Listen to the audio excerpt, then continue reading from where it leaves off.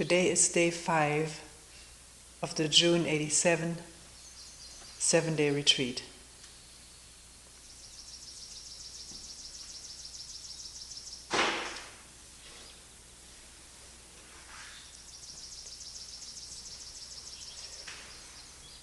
We never got to the topic of boredom yesterday. And meanwhile, there have been a number of other questions that would be very worthwhile to look at.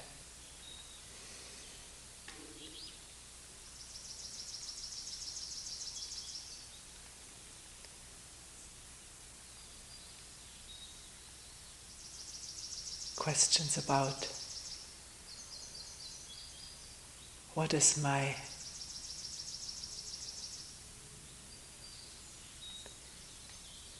response to injustice in this world.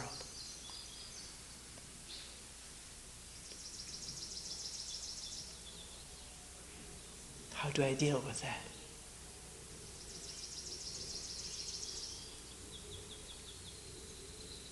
Very similar question. I'm free to move where I want to. Right now I live in the city, I would like to move to the country. And yet there are millions of people who don't have that choice. Since the city is a difficult place to be, is it there that I should live to face these difficulties? As millions of people have to, who live in cities, don't have the freedom to get into the country.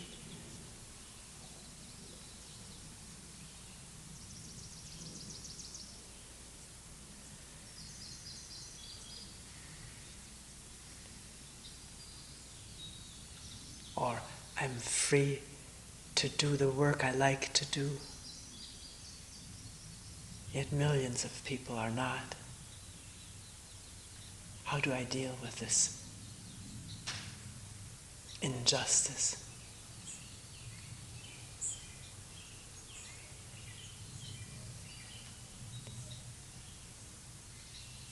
Then there was a question. In observing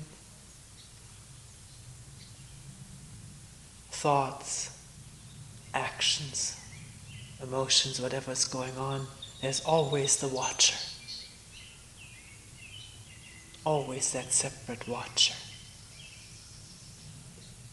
Can you say some more about that?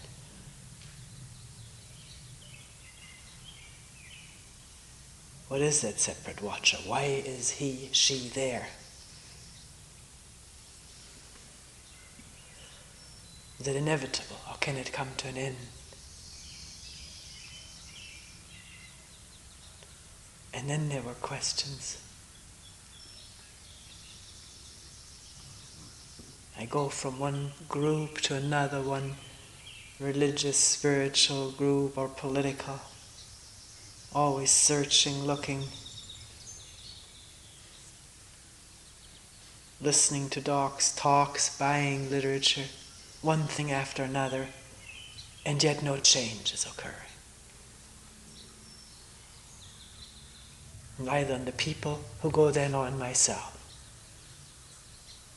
Why not?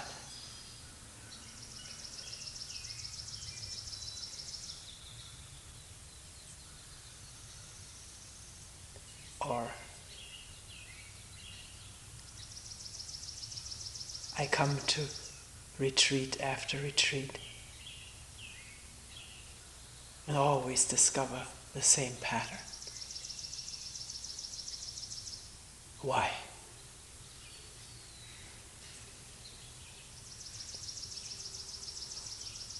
Or why am I coming to retreats?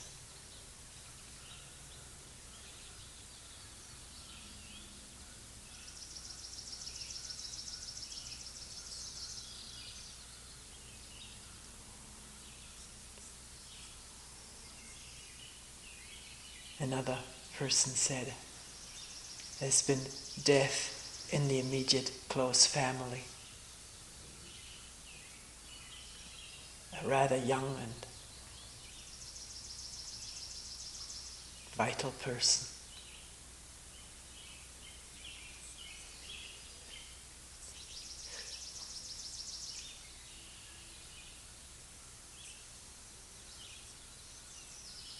I don't so much want to know what is death, but what is life. I don't even know what is life.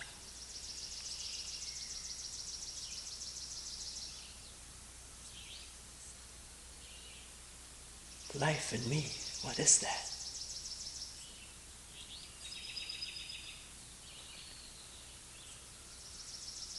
And is there any relationship? And if so, what is the relationship between this life within and all the life around me? I want to understand that.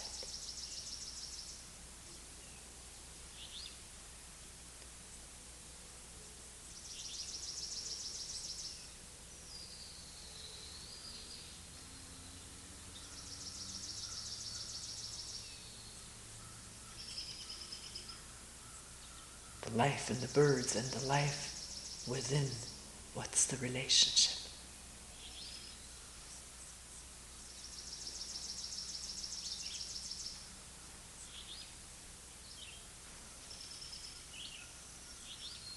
So can we start with the first question, which we already announced yesterday? What is boredom?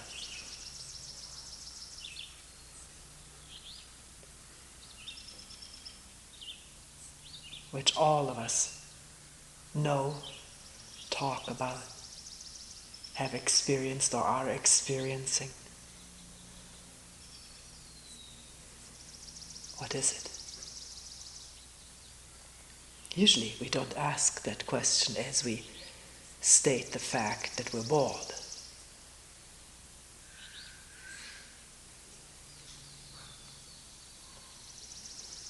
Feeling bored or stating to ourselves or others that we're bored, in that feeling and statement there's already the demand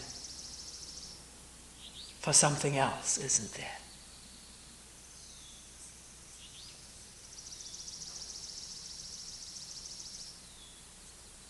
Or at least the complaint about what's going on, the boredom,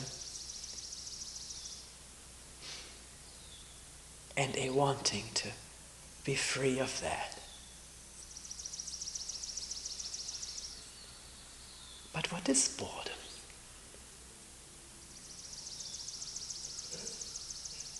Why do we feel bored? Why do we say that word? What do we mean when we say that word? What state are we labeling with that word?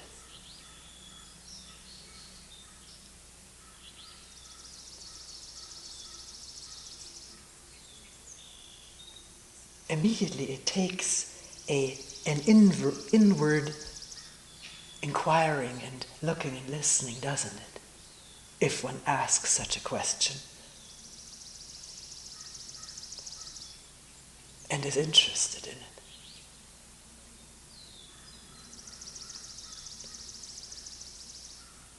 Every once in a while someone will say, I'm even too bored to ask such a question.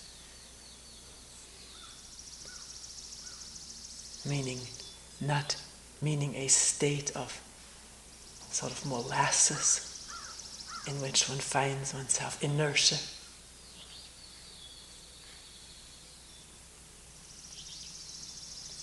Lack of energy, maybe.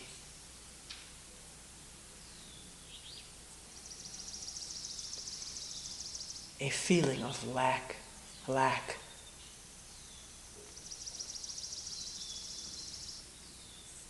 And maybe more than that, which may reveal itself if one begins to question. This state of boredom, of inertia or lack of stimulation, maybe a layer over something else. One doesn't know, one has to look.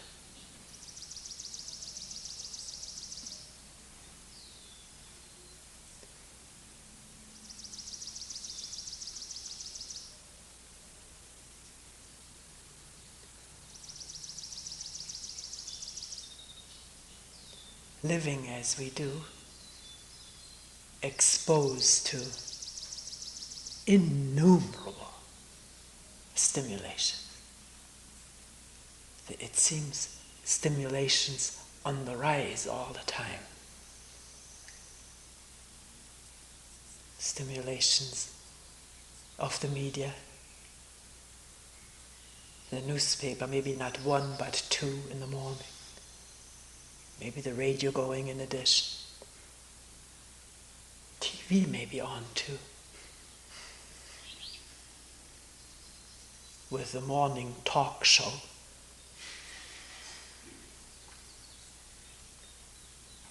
And then the series of soap operas, if one has to go to a doctor's office, one has to take that in. It's there. That's what's going on in doctor's offices, soap operas about doctor's offices.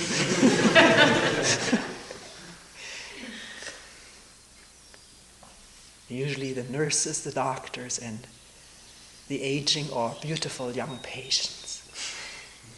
Also young nurses, of course, and the doctors mostly are very young and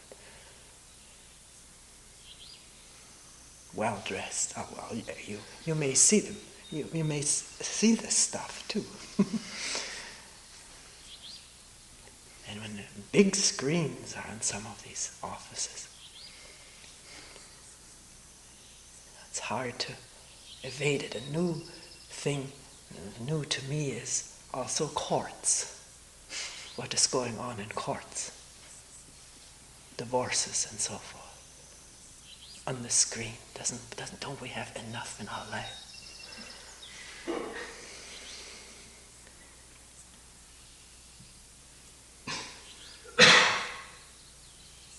In addition to what we live with, we have to have this fed back to us in dramatic form, soapy form.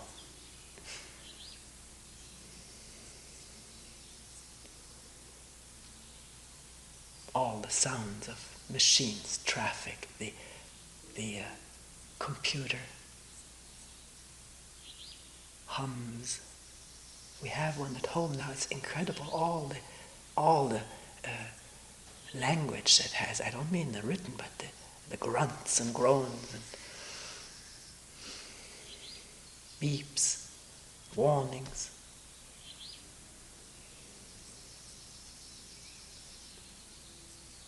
People who commute on subways. People. Masses of people if one lives in cities. Masses of people in offices.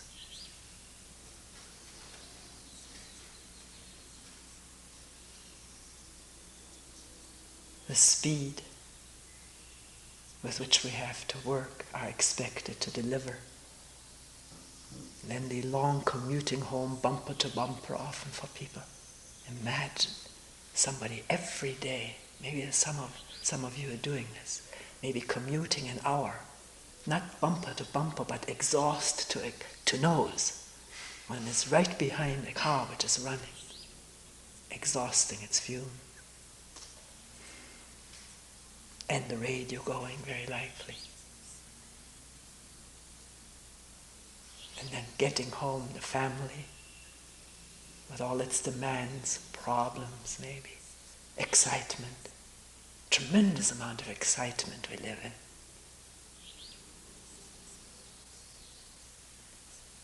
And then in spite of all, in addition to all the media input, then leaving the house to go to entertainment.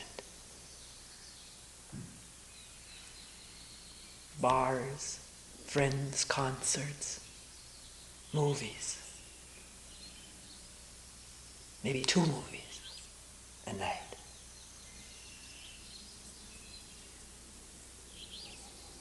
Late hours. And how does one sleep after a day like this?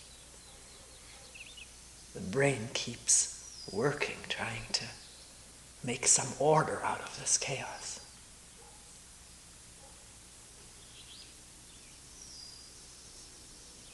just the chaos of input.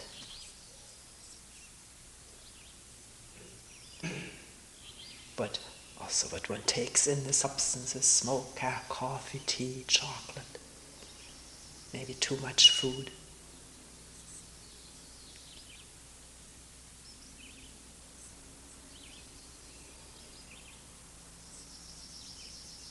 Maybe not in excess, not of all of this as excessive as has been described, but even if it's not excessive, it is maybe excessive. The amount of stimulation that one lives with, sense input that the nervous system is bombarded with.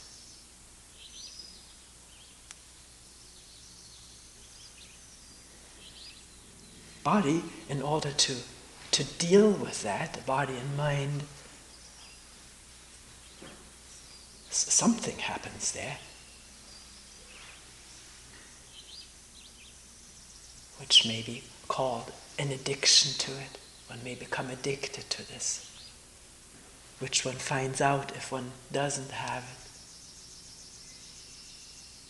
One comes to a retreat where there's only a fraction, small fraction of all of that going on. And then maybe we suffer from withdrawal symptoms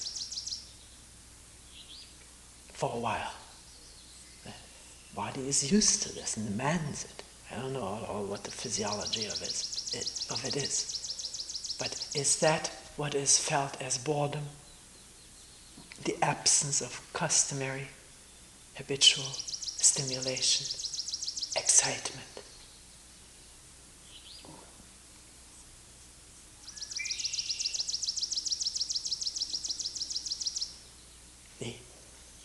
The feelings these feelings of transition, sensations of not having that. Can one just listen to that state of withdrawal? We're calling it this way. In listening to it, it always helps immensely not to have a name for one's state. Not even consider it as my own, but just listen to what's going on. Just as one doesn't call the birds one's own.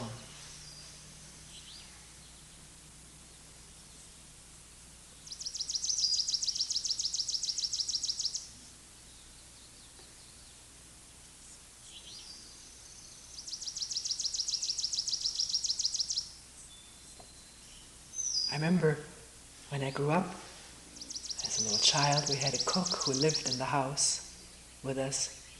We had a large apartment, high ceiling, big rooms, and she had the tiniest room. I loved to be invited in there. It was so different, so strange, so much furniture, and you could hardly turn around. That's where she lived when she wasn't in the kitchen working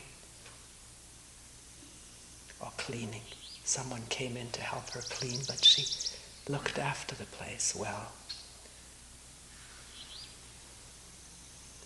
She got up in the morning before we did to wake us up, pull up the shutters and make breakfast, and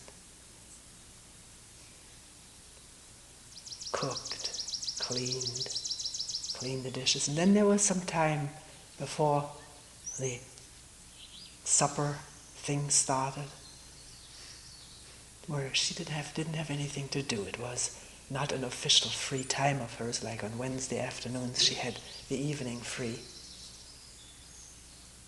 It was just an hour or so, and she would go on the balcony, which had quite a high wall, cement wall, for quite a while. I couldn't look over it.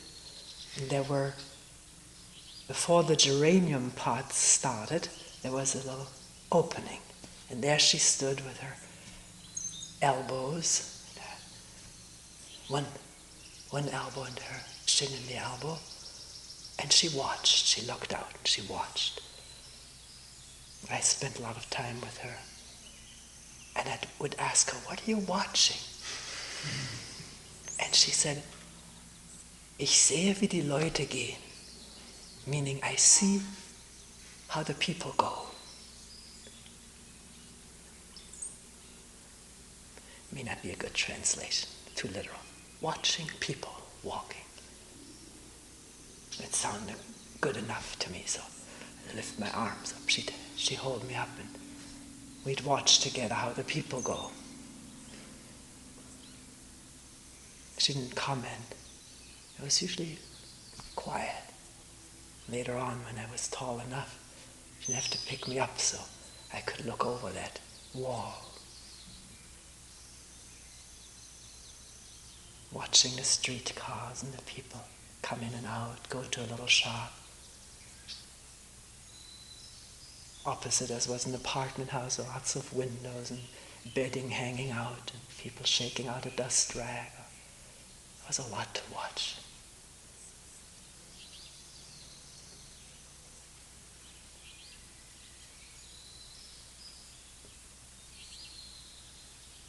Also more recently, at times being with a little grandchild, I was amazed at an early age how interested he was in every little thing. When he couldn't walk it, he was sitting in a little seat pushed at the window and he would watch. I'm quite sure that's where he was looking. When trees were moving or grass was moving, he would watch that for long periods of time. And not with glazed eyes, with which we sometimes sit at the window, but we don't see anything. He was watching it. And then, of course, when he started to walk, interested in everything, absolutely everything. One time there were huge caterpillars on a tree in the garden at their house, and his mother was quite horrified, but not Ben. He was overjoyed at these things, which I think helped her deal with these. They were huge things, this big and almost as fat, green with a red band around them. You may know them. They sometimes live on tomato plants. I hadn't seen them before. I never knew anything like this existed in a moderate zone.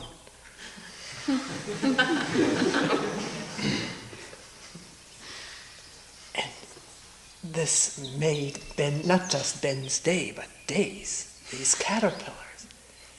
He had a few of them in a glass with some greens in them. He touched them, talked to them.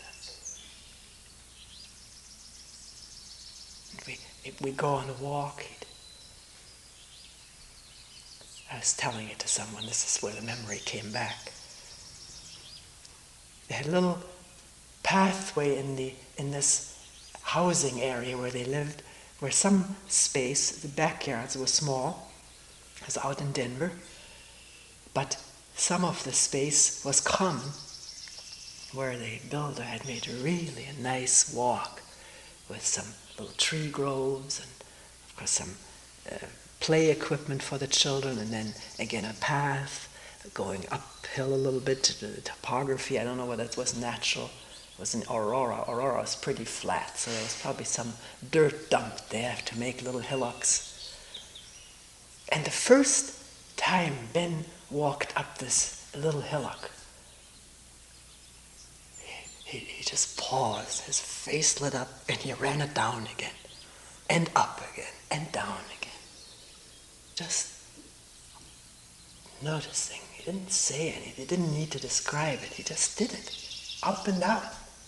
And the acceleration. I'm describing, I'm labeling it. He didn't.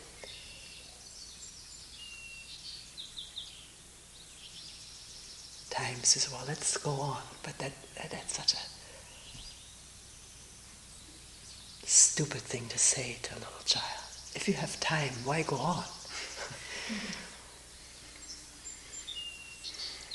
Because we did walk on, and then he happened into one of those tree groves. It was a very hot day, very sunny, hot. And standing under the tree again, there was something felt. Obviously it was cool and shady. So we're now in and out of the tree grove. And coming back, we made a loop, there was a parking lot. Here now were the tires of cars, touching tires, going with his little hands around those truck tires, or they were building something. The grooves in them, a little hand in one of those grooves, around the hub cap, the fender, as far as he could reach. And then the next car, over again, touching the tires. Then on the way back, by this time we were hungry, it was past lunchtime. He didn't think of eating at all. The hillock again, the same thing, up and down.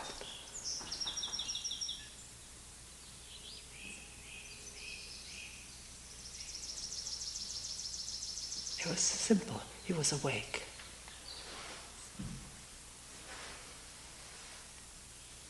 He was awake to what was there. Not yet addicted to, as so many children get to television, etc.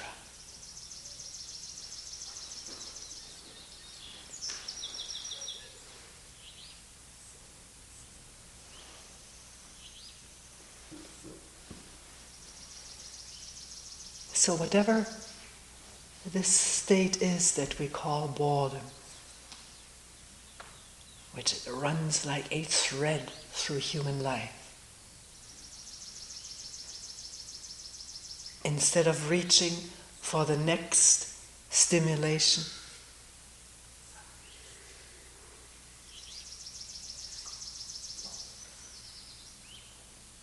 can one question it, remain with it? Because by reaching for the stimulation, exposing oneself to it, time and time again, this body-mind may become numb,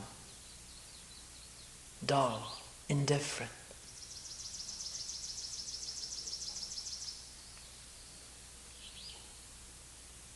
And then, in the absence of the customary stimulation, then there is this state of boredom.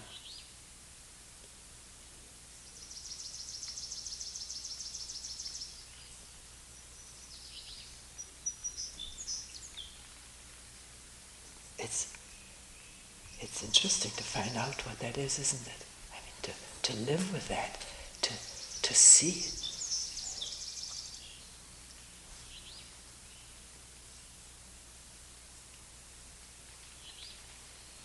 Is there life under this layer of boredom? I'm putting a question which sounds very intellectual. One has to find out.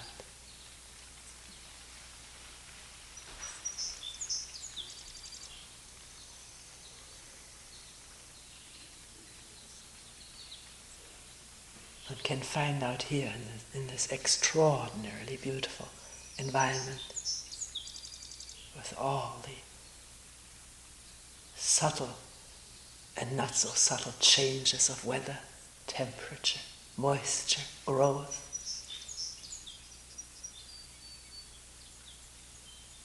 Does one see it?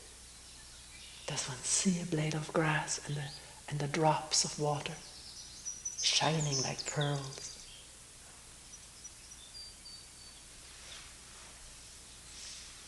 The little bugs.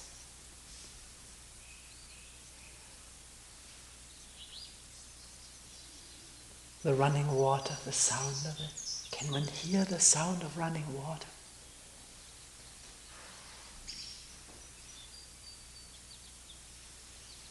The shiny green on the rocks and the flow of it.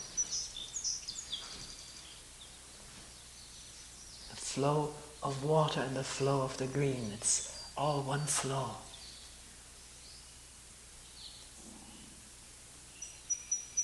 The impressions in the mud of sneakers,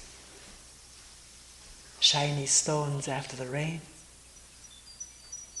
the different colors, the gullies that are forming in the road.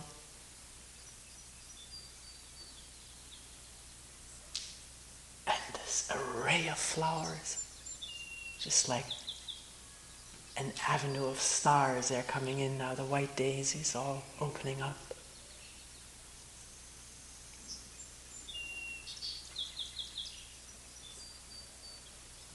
Fragrances, and fragrance of everything. Since the rain, the roses have opened up too. Can one see, hear, feel this?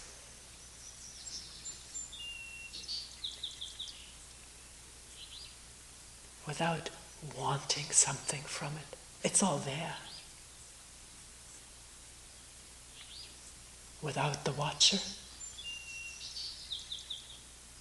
See, feel, hear, smell it, touch it, without the experiencer. Just what's there, not what's wanted of it.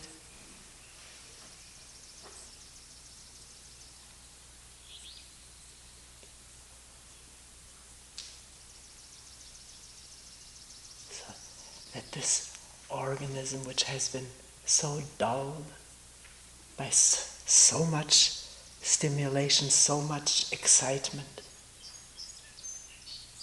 and impact of our modern way of living, comes to a life of its own. Not of its own, it's life.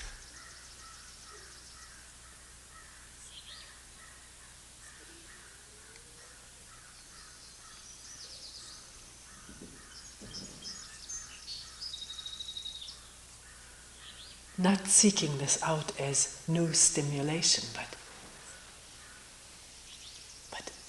being all of that, not separate.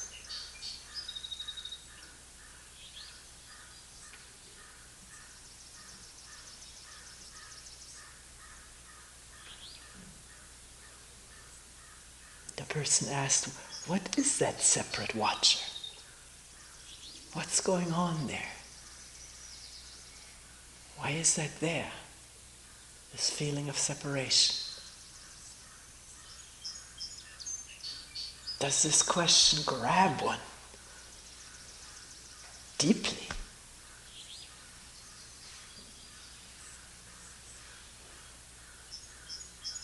Not as an intellectual problem, because one notices the separation. One is aware of it. That's the first step.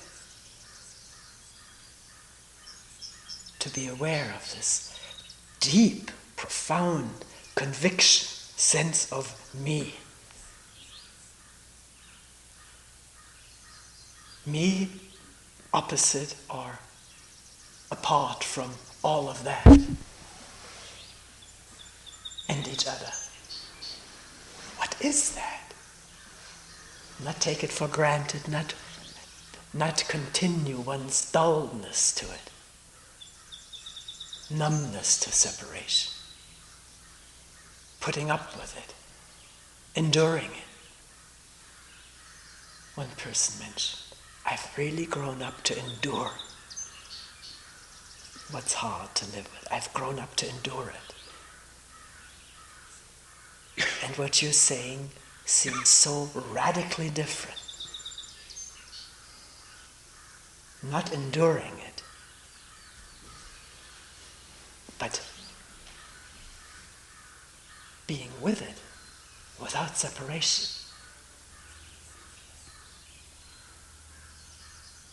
Is that possible, to be with a sense of separation without separation?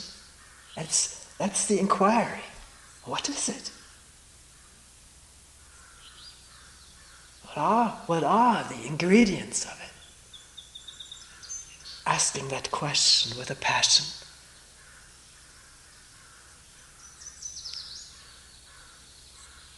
And then not just coming with a barrage of knowledge about it.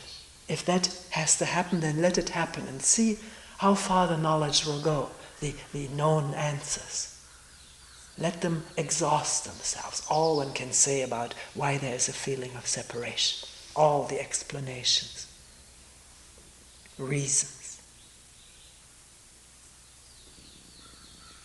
And then when there is no more explanation, no more reason, and that feeling is still there, then can the question sit alone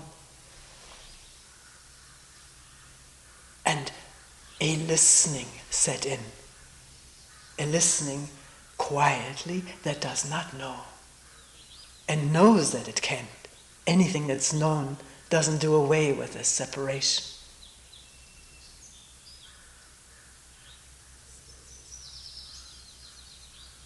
Will one sit that way or walk that way?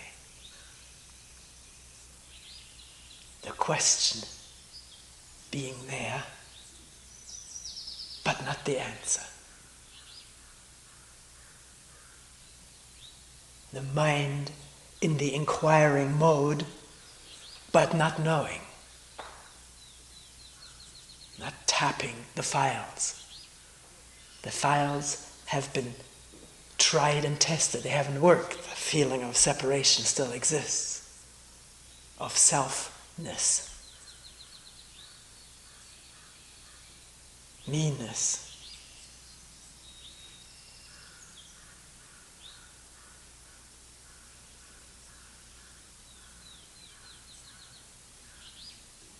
Not giving up because one hasn't found an answer. Why should one give up? That's when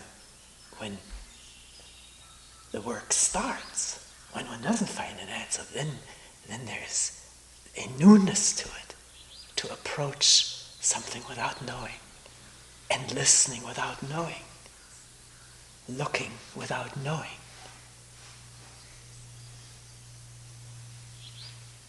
Then no old theories and explanations hold the mind captive. They open it. The absence of those theories open the mind. One doesn't know, therefore one has to look. If you don't know what climbing and running downhill is, you do it.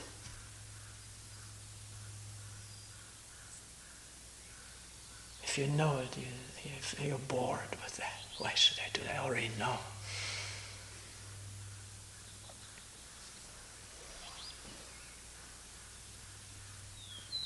See, this is what the brain can do for us. It can, on the inner screen, can tell us what something is from memory, and therefore we don't have to experience it directly anymore. I mentioned it a few times driving with someone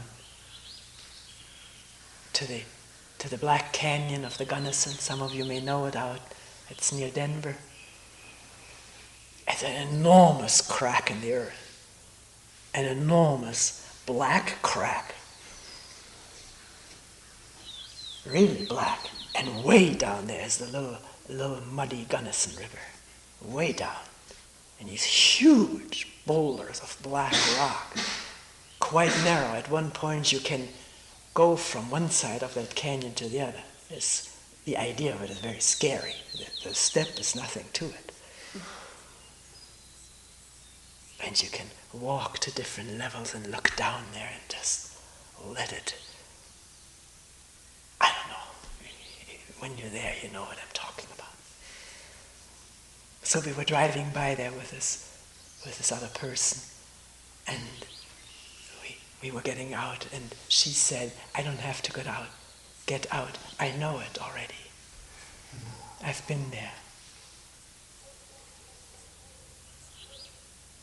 Because I was an older person, a little hard to get out of a car.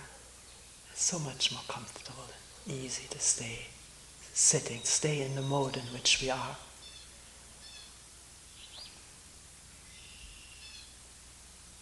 Rather than change. And after all, the brain, the internal file or slideshow can tell us about that Black Canyon.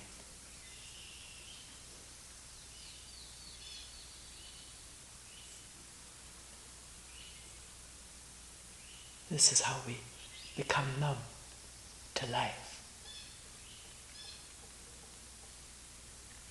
But we were with this question of what is the separate watcher?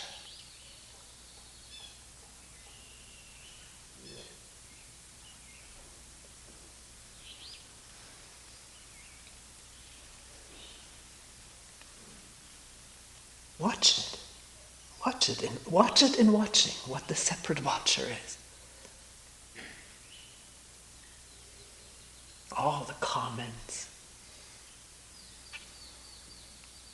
the desire to preserve what one sees or to remember it,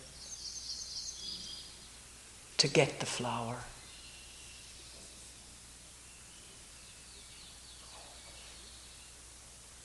To begin while looking at it, to think about it. That's our way of preserving things. Stop the looking and start the thinking about it. How nice it is to be able to see these flowers here in Springwater. I'll come to another retreat in the fall or next time thinking, and not here. One can see that. These things can be noticed. That's the beauty. We don't appreciate that beauty of the inner scene, of the inner landscape. It's a different kind of beauty. It's an interesting process we're watching, under which we're suffering. And the beauty is that we can discover it. And in the discovery, that process loses its power to numb us, straitjacket us in thoughts, ideas, hopes, wishes, fears.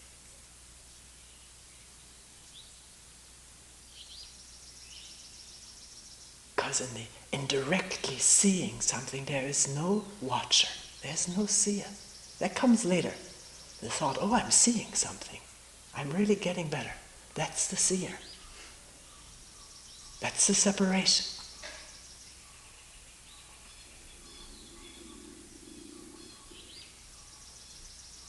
The growth or the immediate popping up of an image, I am seeing something. Or I'm not seeing anything. I'm no good at it. It's not my capacity. That's the separation. Do you see that?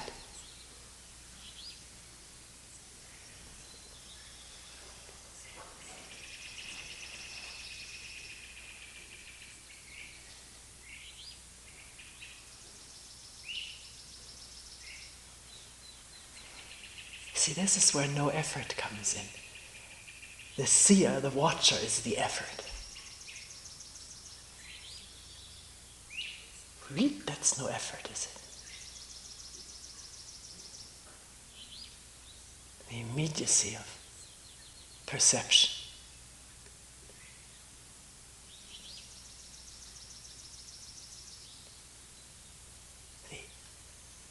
The acuity of it. We talked about it with someone in a meeting. The discernment of all the nuances of sound and color, form, smell and texture and touch.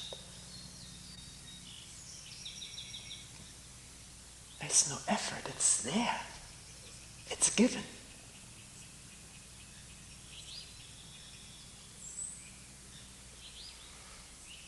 And then comes the brain with its labeling, its reactions from before, its remembrances. The desire is to keep that perception. That's already the end of the perception. Or can the desire be perceived with the same acuity? Not condemning or accepting it or No reaction, just space. Empty space.